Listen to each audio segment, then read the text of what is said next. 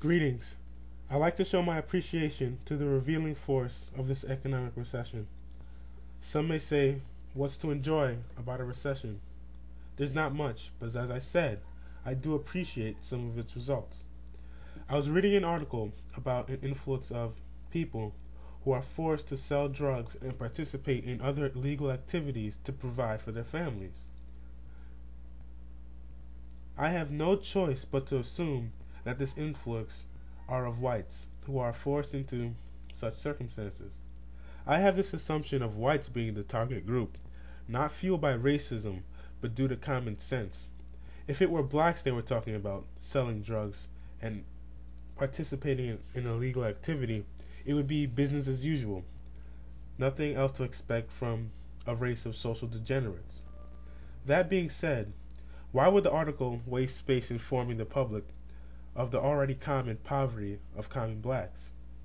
What surprised me, or what shouldn't really have surprised me, were all the noble values suddenly attached to committing crimes. It seems like white drug dealing and other crimes that they commit is done to the recession or due to poverty. But if a black person does it, especially a black man, they just do it to be a thug or to bring down society. But let's not get it twisted.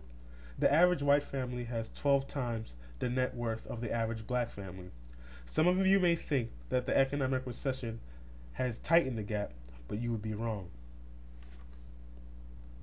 It's easy to deduct that the gap between black and white families has increased because in any recession, the lowest paid and lowest skilled jobs are the first ones terminated.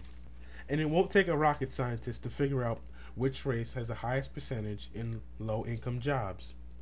What I also find interesting is that the average white family has not dropped to the poverty levels that blacks have lived in since this country's creation. So tell me something. If white America is going through a recession, what are we going through? I'll call it the eternally unseen depression.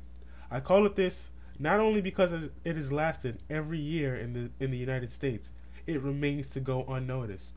If it continues to go unnoticed and unhelped, how can one not assume that black poverty is something expected in this country and that black men will continue to be the sacrificial lambs of the West? But what also surprises me about this economic recession is how well it's crippled the pride of many who claim superiority. Now even the good black men are struggling to keep their heads above water and find themselves in similar situations as the marginalized black men they enjoyed calling thugs. Now you've caught the poverty flu, and it's driven you crazy in a mere 9 months. Just imagine living in it your entire life, and see if you won't be on the street corner doing what you have to do to survive.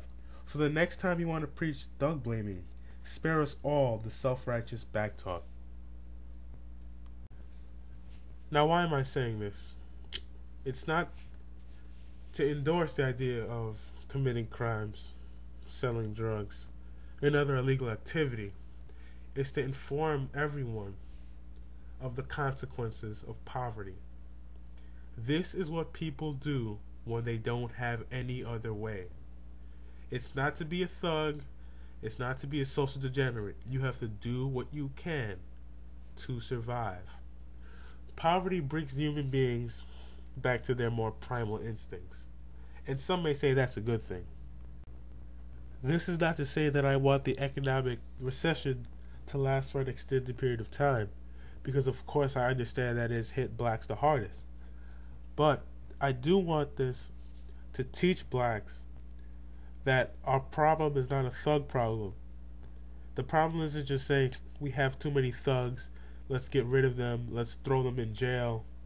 No, we have a problem with poverty, we have a problem with power, and these are problems that come through the system.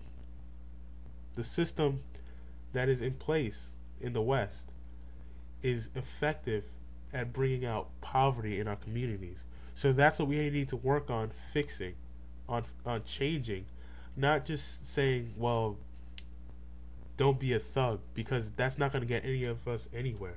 Thank you.